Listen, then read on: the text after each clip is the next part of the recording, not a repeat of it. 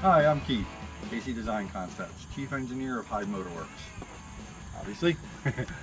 And this is the Black Kaiser Supercharger. It's on a 2002 BMW 745 Li, which is the extended wheelbase. So it's the N or Nebraska 62 B44 engine. Naturally aspirated, this engine did have its hiccups originally, so it still has it, but no other problems. This is a very rough prototype intake manifold that I designed and built myself. It's using very standard locally sourced metal, so none of it is metric. The factory, the final product will be all metric. Right now the supercharger is actually sitting I believe 4 millimeters higher than what the final product will be. This is a modified Nebraska 62 fuel rail on there. I did design a new fuel rail that can be used with the non-return system as well as the return system. That'll be included with the kit. Right now the engine has no tuning done to it whatsoever, and it still has the stock injectors in it. I have the boost limited to about 5 psi, and the engine runs very well for having no tuning done to it. This is the charge pipe going back into the plenum. It's the back portion of the intake manifold. This is sticking up way too high. The factory version will only be sticking up a straight pipe, sticking up 50 millimeters back here. Over there is the map sensor. That provision will be there. This is going to the bypass valve, so when there's engine vacuum at idle steady cruise, it opens the bypass valve, helps keep the supercharger at a lower temperature. And the other one is going to a boost gauge I have inside, so that way I make sure the boost doesn't go too high. I use my scan tool plugged in so that way I can monitor the air fuel mixture to make sure that it doesn't go lean when I'm accelerating. So far the ECU has been compensating very well, and I haven't had any issues with the Valvetronic or the throttle body, because a lot of people think that these engines run with no vacuum in the intake manifold, and that's not entirely true. They have a reduced vacuum at steady cruise because it has to be a certain amount for the emission systems to work properly, as well as crankcase ventilation.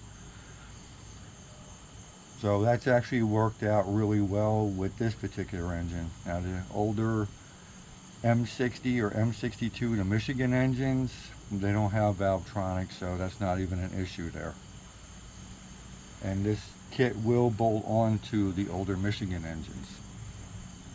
Right now this is a 4-rib belt on here. I accidentally ordered that by, didn't pay attention to the part number. It was the right length that I was looking for, and I made up my own pulley to drive it. Now this is only for the Nebraska engine. The Michigan engines, the supercharger will run off of the main drive belt, and it'll be rerouted up over the supercharger. Other than that, I mean, this has a lot of rough stuff. Like this charge pipe is welded and it's pointed up slightly at the end.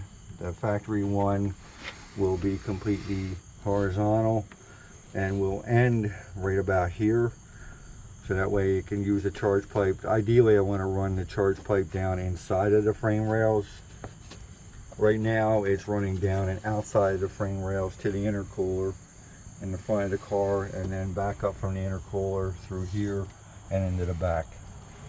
Like I said, once this one right here, once that's a 50 millimeter, it'll be a 90 degree coming off of it, so it'll only be up about this high. It'll be slightly under the height of the supercharger, because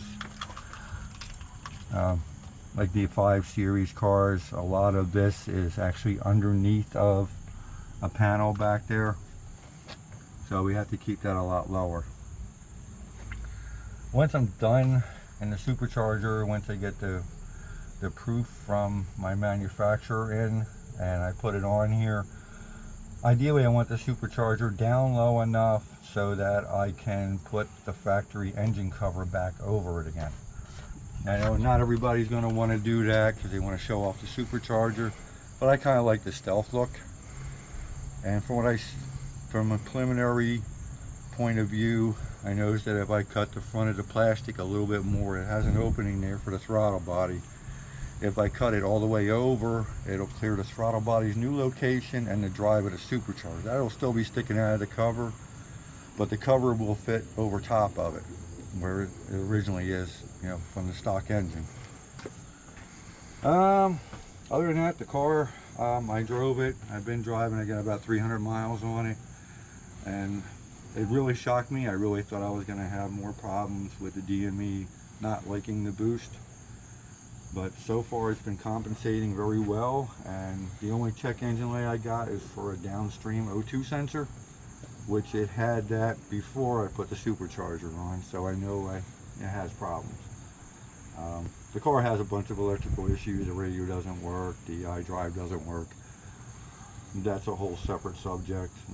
The dynamic stability control has issues, the ABS has problems, but the engine itself runs. I think it's a very successful proof of concept. But I will start it up now, and hopefully it doesn't stall on me.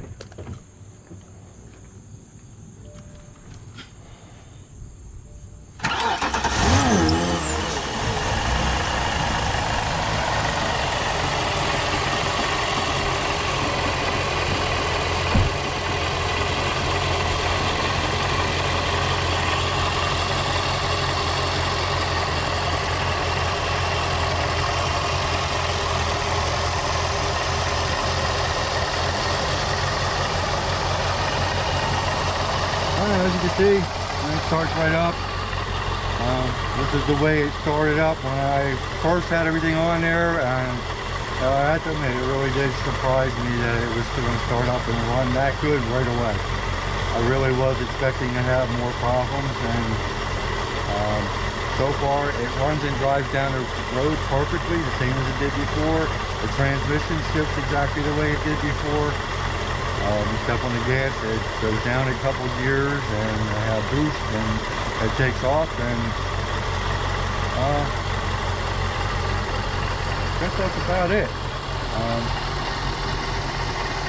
Until we get the final one in and I work out the rest of the details with the tensioner pulley. I'm probably going to add an oiler pulley onto this side, because it is a pretty long run on the belt, and I really don't want it slapping around like that. That can cause problems, or at the very least make noises.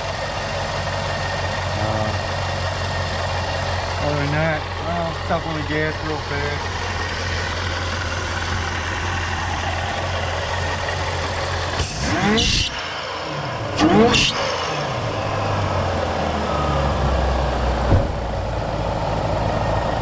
The squealing is the main drive belt. I've been having problems with that. I've changed the belt a couple times now.